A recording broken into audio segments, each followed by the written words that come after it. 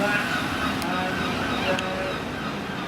St Margaret's Hospice buildings, Studio 41 or 42. That's probably the two oldest buildings in the street. These buildings here originally wouldn't have been plastered.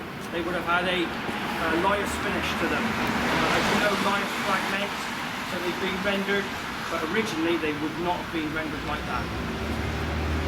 I'll take you down Harbour Road, across the road now, and in there was the last. That's the white one with the blue stripes. Recital by Yankee Jack he gave when he was in his 93rd year. He went in there, he sung many shanties. I'm going to get run over here. I'll just go around the corner a bit more. He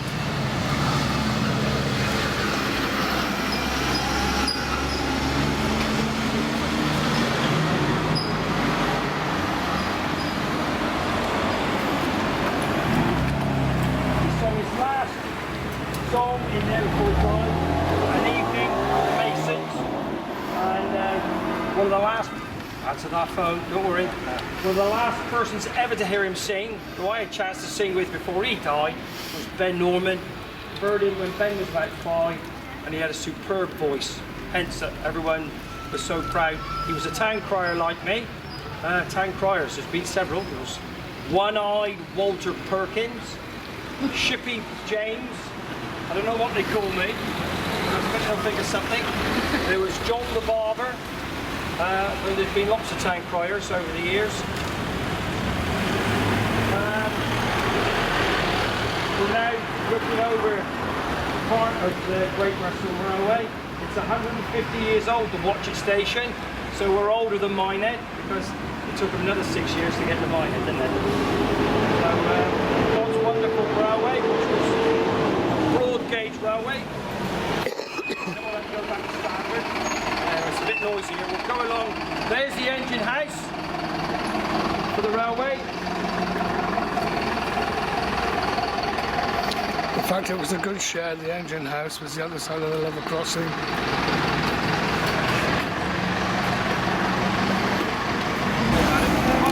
The Methodist Church. A lot of people don't realise that John Wesley had a big influence in this area. And when he used to traverse the country, he had different houses about the place to make life easy for himself. And one such house is at Dragon's Cross, and that was his retreat, because he used to come and try and preach to those in the West Country. So he had a big influence here. Especially up over the hills, there's lots of chapels that are Methodist chapels. There's one called Beulah Chapel, which the famous racehorse is named after, Beulah Boy. So that was the railway engine house. The tracks good shed. right down through there onto the docks. So the docks used to have railway lines and engines to help load the train over the years. But it all died off about 30 years ago, which is a great shame. But once containerism came to Great Britain, that was really the death knell in commodities for WATCHET, because everything's container now, whether it's wood, cars, bottles, anything, it's all in containers now. So as much as they could turn around ships in a single tide, still we couldn't compete. And also a lot of the insurers now don't like their boats, their keels resting in mud or on the ground because of the damage. So it's harder to get boats to be insured. So in our district council's wisdom, it was that the docks had to close. The main shipping people out of WATCHET when it closed was called Willys, and they were based in Cardiff, and they had the Celtic Venturer and the Celtic Crusader, and a lot of the ships that used to come into WATCHET came from the Baltic, North Africa, South Africa, Mediterranean. Used to bring in pork, Sparto grass from Egypt. Used to export waste paper, iron ore, tractors, scrap metal. Alas, it was the end of it. At one stage we were the biggest importer of pallet wood in England, and there was a place at Chard that used to make one hell of a lot of pallets, and we used to supply them from here. But like everything, there's a beginning, a middle and an end. So we'll walk down Harbour Road here.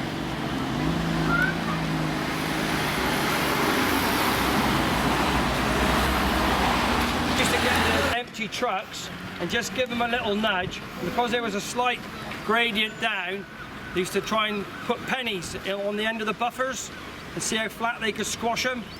And they'd all go down there and bang, bang, bang. Then they'd hopefully go and collect their pennies and they'd all be pushed out to bigger sizes. So that's what they used to do, but then the lines went and it became a car park, and that was the old Coast Guard there and the Marine Office there. So we're nearly there, nearly there. All those new houses up there. Oh, no, I haven't. What are they building? New houses. There was a local transport firm called Streets that used to run most of the haulage out of WATCHET. And I live in the old transport house, which is further into the town up South Road. But because lorries were getting bigger and our streets seemed to be getting smaller, the transport was told, no, you've got to move. So they moved to a place called Smithyard Lane. Shortly after that, the docks finished, and so there weren't big 30-odd ton Arctics going through the middle of town. But this is it. This is the East Wharf. Something's going to happen to it, but I won't say which century.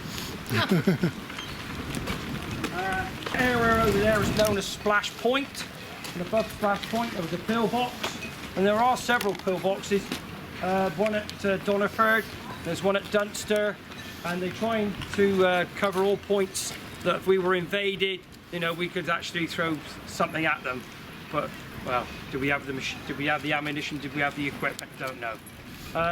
Further up Brendan Road, there are what's left of the tank stones. So if the tanks rolled into WATCHET, they push the stones out, and these stones, hopefully, I think they were round, the tanks couldn't go over them. But I'm sure they could have gone round them. Here we are, the docks. There has been fatalities in the docks. One of the problems, as I say, with boats when they settle on the mud, that all of a sudden the water comes in and you've emptied the boat and he's sunk down further with the weight originally. As the water comes in, you're going to get run over. Watch out. What he's doing in there. All of a sudden the boat will let go, and they were unloading one boat at one time, and it let go. Up she popped like a cork, and they were unloading her, and of course you've taken all the strapping off, and one guy got crushed, and that was another reason. I think that was only been one or two fatalities in the harbour in its history, but that was one of the bigger problems. Thank you. That's all right. Sorry about that. That's all right, don't worry. The marina was opened by Robert Knox Johnston, and there was a big party. But also it was the same time when we used to have our music festival here on the East Quay, and you'd have several thousand people bobbing around having a good time. It was a free event. We used to make money on the beer and the cider that we sold, but now it's deemed that it's an unsafe area, and the music festival now is up by the church on what's called the Downfield. And if you go to the music festival, it's lovely, it's really family orientated, and it is the biggest event that Thatcher's Cider Company sell their most cider anywhere in the country, here at the WATCHET Festival. So this year we've got Bellowhead and Boney M, and we've got about 60 other acts, and I've got to say it, nearly all the tickets are sold, which will be a first. And that's thousands and thousands of people, which brings lots of people into the town, which also brings a lot of money into the town, and it's all done as a charity by a group of, I don't know, a dozen people, and they have no financial gain from it, it's just doing their bit for the town. And that sums WATCHET up. People do their bit for the town. And that used to be the lifeboat station there, and now it's the library.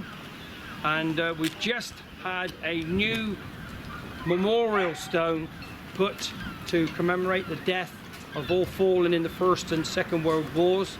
We have still got another memorial, which is the War Memorial Ground, which was given by the Sporting 11 that came back from the First World War, and that was bought off the Wyndham Estate. That's where they play football and cricket now and have fetes and other such functions.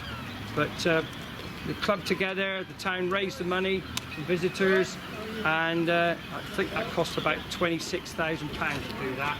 And it's made of Portland stone, and it represents sandbags and from the First World War. And all the names are on that, same names again: Normans, Sullys, Webbers, Dates, Chidgeys. So Sullys. So there we are. Well, we're nearly home. I'll just go back to Yankee Jack statue and I'll sing you one of his songs and we'll call that a day. Well, I've still got a voice. It should be a treat.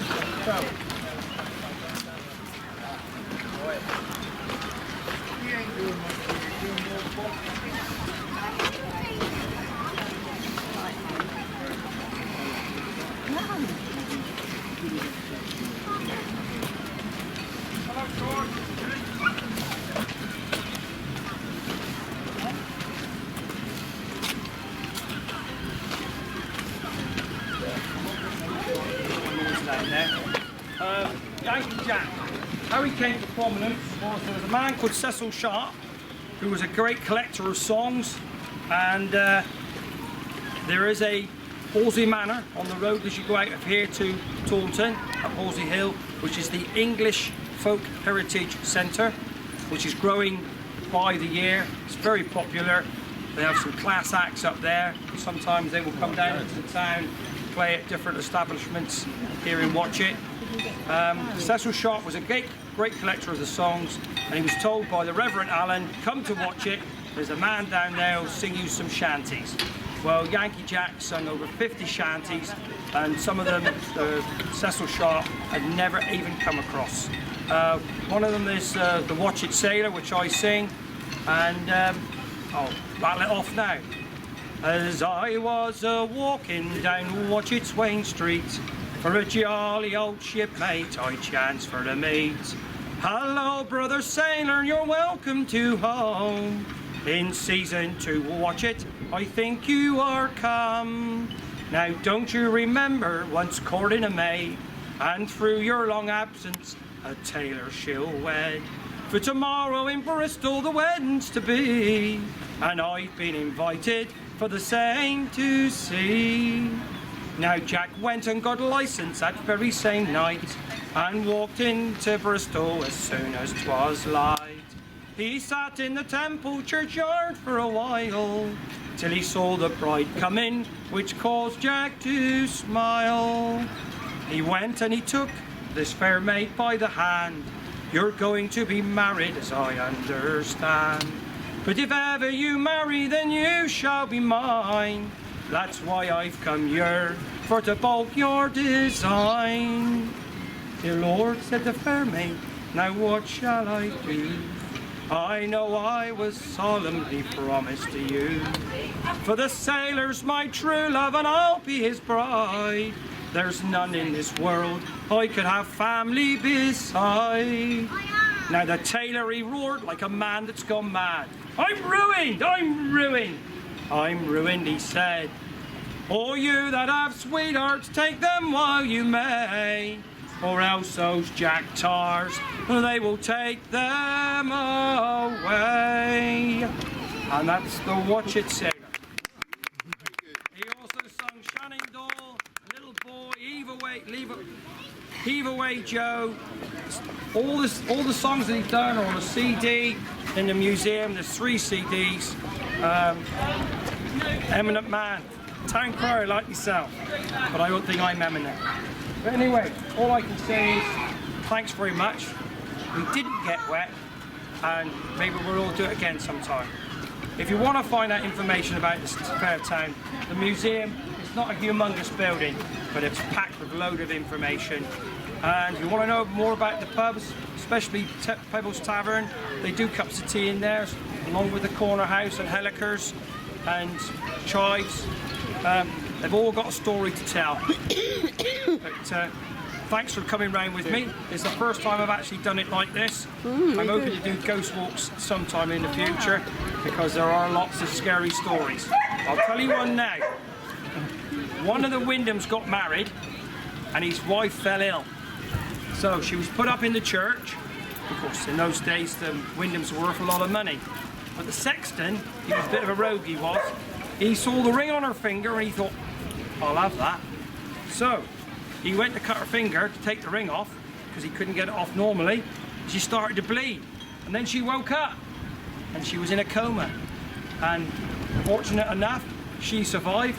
The sexton disappeared, the ring stayed on her finger, and she then produced all the long line of Wyndham family to this date. But that's one of the stories. So there's also several black dogs that traverse WATCHET. And when the fog comes down and you're by the Ancient Mariner, you look between the east and west pier and quay. If you see the black ship and the rowboat leaves it, it's coming for you. So I'm sorry to say, but there's no fog today and no black ship. Clouds, they passed us by, and I'd just like to say thanks very much. Thank you. If you've got any questions, I'll try and answer them as best I can. Thank you very much for putting up with me. Thank you. You're welcome. Bye-bye.